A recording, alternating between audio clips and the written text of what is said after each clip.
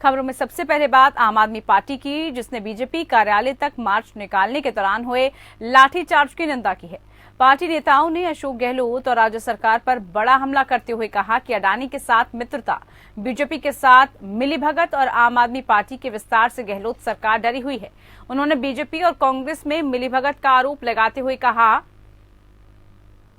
कि बीजेपी के इशारे पर ही आम आदमी पार्टी के कार्यकर्ताओं पर बर्बरतापूर्वक लाठीचार्ज किया, जिससे अनेक कार्यकर्ता घायल हो गए। वरिष्ठ नेता योगेंद्र गुप्ता ने गहलोत सरकार से सवाल पूछते हुए कहा कि राजस्थान में लोकतंत्र है या आपातकाल, जिसकी वजह से पार्टी मुख्यालय से चंद कदम की दूरी पर ही बर्बरतापूर्वक लाठीचार्ज करके कार्यकर्ताओं को रोक दिया गया। अगर सड़क पर भाजपा उतरती है तो कांग्रेस को कोई परेशानी नहीं होती, लेकिन आपके सड़क पर उतरते ही अशोक गहलोत सरकार परेशान हो जाती है। आप नेताओं ने सरकार के खिलाफ कड़ा रुख अपनाते हुए कहा कि आम आदमी पार्टी आंदोलन से निकली हुई पार्टी है और वो इस प्रकार की लाठीचार्ज और जेल भेजने से डरने वाली नहीं है, बल्कि पार्टी कार्यकर्ता अब और जोश के साथ सड़कों पर उतरेंगे और जनता की आवाज बनकर बिजली, पानी, रोजगार, चिकित्सा, स्वास्थ्य, कानून व्यवस्था जैसे मुद्दों को लेकर सड़क पर उतरेंगे।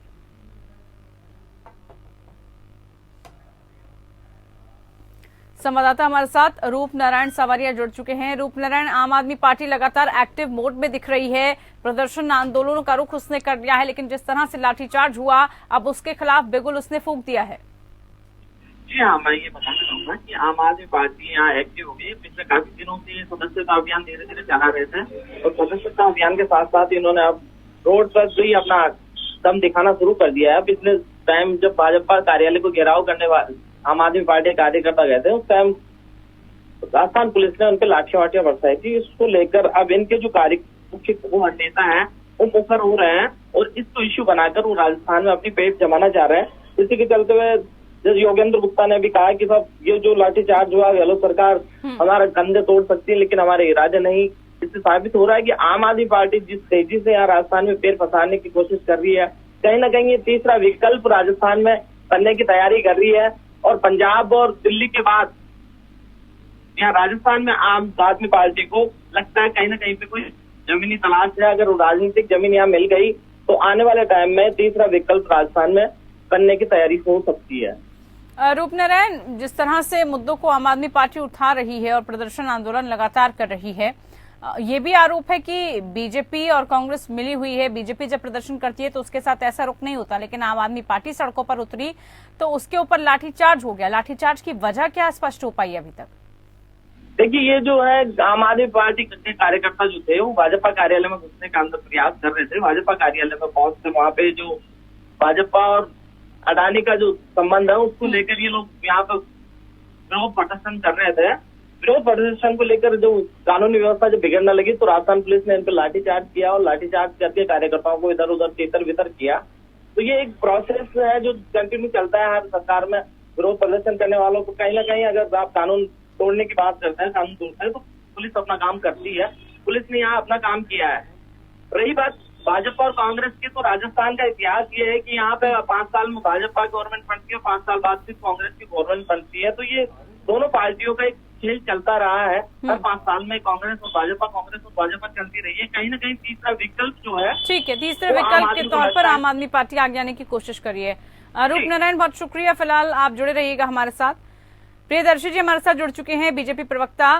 प्रियदर्शी जी, जिस तरह से आरोप आम आदमी पार्टी कांग्रेस के साथ साथ आप पर भी लगा रही है कि जो लाठीचार्ज उन पर किया गया है, दरअसल उसकी मुख्य वजह आप हैं। आप ही के इशारों में ये सब उनके साथ किया गया, क्योंकि जब आप उतरते हैं सड़कों पर प्रदर्शन करते हैं तो कांग्रेस कुछ नहीं करती, लेकिन आम आदमी पार्टी अगर प्रदर्शन और आंदोलन कर रही है तो उनके खिलाफ ऐसा किया जा रहा है।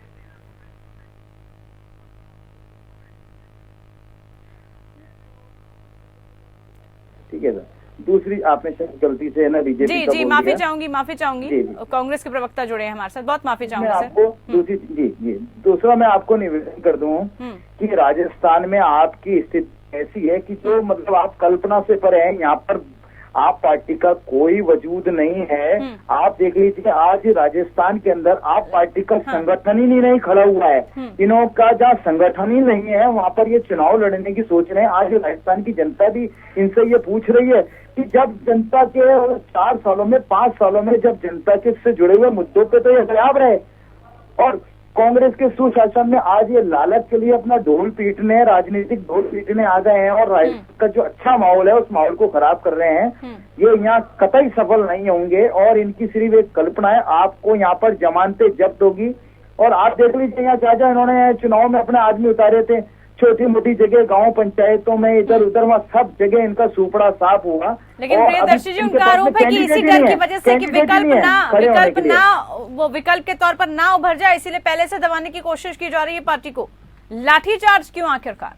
देखिए, राजस्थान में कानून का शासन है। हाँ। कानून और व्यवस्था, यहाँ पर कानून से बड़ा ना तो कोई आप पार्टी का आदमी है, ना कोई बीजेपी का है, ना ही कांग्रेस का है। यहाँ पे कानून से काम होता है राजस्थान में। आप देख लीजिए, मुद्दा आप बता रहे हैं कि ये बीजेपी कार्यालय में घुसने की कोशिश कर रहे होंगे, तो निश्चित तौर पे बीजेपी जहाँ ये घुसने की कोशिश कर रहे होंगे वहां से शिकायत हुई होगी, तो प्रशासन ने अपना कानून के ऊपर विधि सम्मत जो कार्रवाई थी वो विधि सम्मत कार्रवाई करी। इन्होंने जैसा प्रयास करा उस प्रयास को पुलिस ने कानून के दायरे में उसको निपटाया है। ये सिर्फ एक माहौल खराब करने आए हैं, इसके अलावा इनके पास क्या मैं कुछ नहीं है आप पार्टी के। इनको राजस्थान में से मुंह की खा के वापिस जाना पड़ेगा। ये लेकिन दिल्ली और पंजाब के बाद तो आम आदमी पार्टी एक राष्ट्रीय पार्टी भी बन चुकी है गुजरात के बाद। अब ऐसे में काफी विश्वास उनको आ गया है, अब इसी तरह से वो अपने आप को विकल्प के तौर पर पेश कर रही है। एक बड़ी चुनौती नहीं सामने आ सकती क्या ये? सबसे पहली चीज तो किसी भी पार्टी को विकल्प में रूप में खड़े होने से पहले सबसे पहले आत्मचिंतन की आवश्यकता है। आत्मचिंतन भी करना चाहिए, इनको अपना संगठन करना चाहिए, खड़ा करना, जनता के बीच में जाना चाहिए। इनको आज तक तो राजस्थान में जनता के जुड़े हुए मुद्दे पता नहीं है कि यहाँ पे जनता क्या चाहती है। और यहाँ सबसे बड़ी बात तो राजस्थान की जनता अशोक गहलोत जी के सुशासन से बिल्कुल खुश है। आप देख लीजिए, यहाँ पर इतिहास ऐसा बनेगा राजस्थान के अंदर, दोबारा सरकार बनाई जाएगी। और यहाँ पर तो इनका संगठन ही नहीं खड़ा है, इनके गाँव में, ब्लॉक में, बूथ में इनके आदमी नहीं है, तो ये सीधे पैराशूट से उतर के थोड़े नहीं आ जाएंगे। राजस्थान में इनकी जमीन ही नहीं बनी हुई है, तो ये आएंगे कहाँ से? ये सिर्फ एक कल्पना है और सिर्फ नेतागिरी करके, स्टंटबाजी करके चले जाएंगे और इनके हाथ में कुछ आना जाना नहीं है। सिर्फ ये माहौल खराब करने आया है, जिसलिए इनका इलाज किया गया। आइंदा जब ये माहौल करने की कोशिश करेंगे राजस्थान में, राजस्थान सरकार कानून के दायरे में इनका इलाज करेगी। जी चलिए, बीजेपी से हमारे साथ अशोक सिंह शेखावत जी जुड़ चुके हैं। अशोक जी, बहुत स्वागत है आपका। आम आदमी पार्टी आरोप लगा रही है कि बीजेपी की मिलीभगत की वजह से ही उन पर लाठीचार्ज हुआ है, मुद्दों को घेराव कर रही थी, वो अडानी से रिश्ते को लेकर तमाम तरह के सवाल उठा रही थी और राजस्थान में वो अपने आप को एक बेहतर विकल्प मान रही है। मैं सबसे पहले तो मैं ये बताऊं कि कोई भी पार्टी हो, कोई भी दल हो, लोकतांत्रिक रूप से अपनी आवाज को बात को उठा सकते हैं। और जहाँ तक मैं राजस्थान में आम आदमी की बात करूं तो आम आदमी पार्टी आप देखेंगे कि यदि 4 साल का कांग्रेस का शासन देखेंगे कहाँ खड़ी थी सबको पता है। और जहाँ तक ये संगठन की बात आती है तो संगठन में मुझे लगता है राजस्थान के अंदर शहर में नहीं तो ग्रामीण को छोड़ दिया, इनका संगठन नहीं है। इनके प्रभारी हैं, वो आते हैं और आकर के प्रेस कॉन्फ्रेंस करके वो चले जाते हैं। कुछ लोग इनके थे जो आज न तो इनका कोई अध्यक्ष है न कोई बात। अब कहाँ से ये संगठन चलेगा? और जहाँ तक ये 4 साल से यदि संघर्ष करती है राजस्थान के अंदर और सरकार के साथ, इन्होंने राजस्थान सरकार के साथ मिलते रहेगी, उनकी जितनी दमनकारी नीतियां थी, जितनी भी योजनाएं थी, जितने भ्रष्टाचार हुए, उनको कहीं उजागर किया तो बता दें। कोई सा ऐसा कोई आंदोलन किया हो आम आदमी पार्टी ने कांग्रेस के खिलाफ राजस्थान के अंदर किया हो तो ये मुझे बता दीजिए। किसी चुनाव में ये लड़े हो तो बता दीजिए।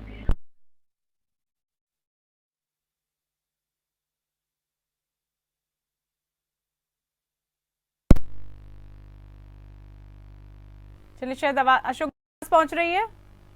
पहुंच रही मेरी। हाँ, अशोक जी, आपने कहा कि संगठन मजबूत होना चाहिए, लेकिन आम आदमी पार्टी लगातार यह आरोप लगा रही है कि वो विकल्प से डर रही है, इसी वजह से ये बार बार कार्रवाई की जा रही है, इसी वजह से उनको रोकने की कोशिश की जा रही है, क्योंकि दिल्ली और पंजाब के बाद उनका रुख राजस्थान में रहने वाला है और राजस्थान के लिए वो कई मुद्दों को उठा रहे हैं। उनका ये भी आरोप है कि बीजेपी उन मुद्दों को नहीं उठा रही है, विपक्ष की भूमिका नहीं निभा पा रही है। मुझे लगता है कि ये तो बड़ी हास्यास्पद होगी और इनको मुझे लगता है कि जो सिर्फ कागजों में चलने वाली पार्टी है आम आदमी पार्टी, धरातल पर काम करे तो पता पड़ेगा कि राजस्थान में क्या बता दीजिए। इनसे पूछिए कि किसानों के मुद्दों पर जो कर्ज माफी की बात हुई थी उसके बारे में क्या आपने कौन सा आंदोलन कर दिया राज्य सरकार के खिलाफ? लॉ एंड ऑर्डर की स्थिति तो बताइए, कौन से आंदोलन किया तो बताइए।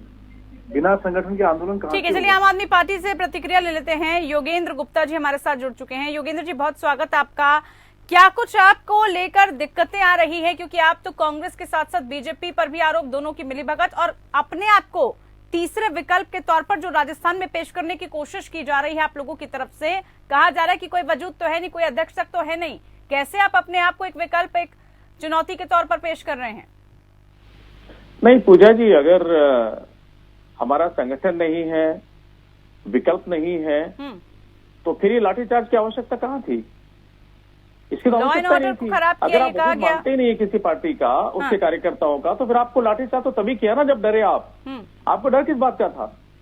आपको लगा कि सड़क पर उतरेंगे, मुद्दे को उठाएंगे, जनता के बीच जाएंगे, जनता जुड़ेगी, जनता उनके साथ में आगे बढ़ेगी और उसको प्रारंभिक स्तर पे कुचल दें, और कुचलने के दौरान लाठीचार्ज कर दिया। ये दुराभास अपने आप में कर रहे हैं। जो एक तरफ तो ये कह रहे हैं कि हमारा कुछ वजूद नहीं है, अरे भाई वजूद नहीं तो डर किस बात का है? फिर आपको आने देते हमको सड़क पर, जनता देख लेती, जाने देते हमको। आप हमें कार्यालय से 20 मीटर आगे रोक दिया।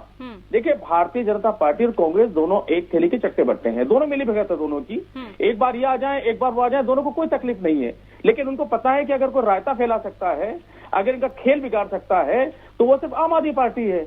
और इसीलिए आम आदमी पार्टी को शुरुआती तौर पर ही ये दोनों मिलकर के, एक साथ मिलकर के कुचल देना चाहते हैं, ताकि आम आदमी पार्टी आगे नहीं बढ़ पाए। लेकिन इनको ये नहीं पता कि आम आदमी पार्टी आंदोलन से निकली हुई पार्टी है। वो ना लाठियों से डरती है, ना जेल से डरती है। आप जितने लाठी बरसाएंगे, हौसले उतने बुलंद होंगे। और ये कहते हैं संगठन नहीं, अगर संगठन नहीं है तो जो हजारों आदमी सड़क पर हमारे साथ थे, हजारों कार्यकर्ता, वो कहां से आ गए? अरे भाई, अभी आपने आक्रोश रैली निकाली थी, आपका तो बहुत बड़ा संगठन है, आपका तो ब्लॉक स्तर तक संगठन है। कहां थे आपके कार्यकर्ता? कहां थे आपके लोग? वो चंद लोग साथ में घूम रहे थे। एक छिन्न भिन्न भारतीय जनता पार्टी के अगर कोई नेता कहते हैं कि हम संगठन के दम पे जीत लेंगे, तो संगठन इनका पंजाब में भी था। हमने बताया कि संगठन के दम पे कैसे जीता जाता है। संगठन दिल्ली में बहुत बड़ा है इनका। ठीक है, दिल्ली में क्या हुआ? प्रियदर्शी जी, देखिए, पूजा जी, लास्ट आखिरी बात आपको कह रहा हूँ कि जनता से जुड़े हुए मुद्दों को उठाने वाली पार्टी ही हमेशा जनता के दिलों में राज करती है, और वो आम आदमी पार्टी है जो जनता के हित में जनता के मुद्दे उठाती है। इसलिए राजस्थान के अंदर भी हम वही काम कर रहे हैं, और राजस्थान में इसीलिए हमारे ऊपर अत्याचार, हमारे ऊपर ये जो लाठीचार्ज हुआ, इसीलिए हुआ है कि हम इन दोनों का मिलकर के खेल ना बिगाड़ दें। ठीक है, आप उन मुद्दों को उठा रहे हैं। प्रियदर्शी जी, सीधा आरोप आप ही पर। जी, मैं तो ये आप पार्टी के जो नेताजी हैं, मैं और आप पार्टी की जो हट धर्मिता है, मैं तो उनकी तारीफ करना चाहूंगा कि बड़ी ये तो तारीफ की बात है कि ये अपराध भी करते हैं और उसको ये तारीफ भी लूटना चाहते हैं।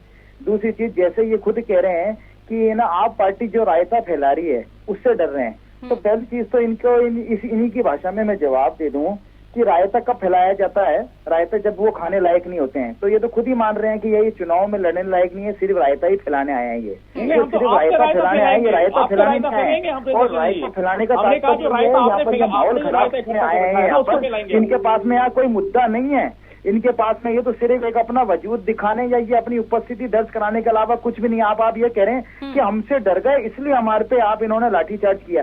तो इनको ये बताइए कि कानून के अंदर इसकी एक कानून का एक सिस्टम है, एक व्यवस्था है कि जो कानून को तोड़ता है उसका इलाज किया जाता है। तो ये कानून की बात ना करके ये तो रायता फैलाने की बात कर रहे हैं। मैं तो इनकी बड़ी हठधर्मिता पे बड़ी तारीफ करूंगा कि इनके डेट पने की कि एक तो गलत भी करना स्वीकार कर रहे हैं और उसमें भी अपनी खुद की पीठ थपथपा रहे हैं, जबकि इनको खुद को देखने ना चाहिए कि ये किसी के भी परिसर में घुसेंगे तो वो कानून के दायरे से बाहर आता है। अरे पूजा जी, कानून के विपरीत काम करेंगे तो उसमें कानून तो के तहत जो कार्रवाई होगी वो की जाएगी। उसको ये खुद की कि हमसे डर गए, हमसे डर गए। अरे तुम्हारे से डर गए, तुम्हारे लाठीचार्ज क्या होता?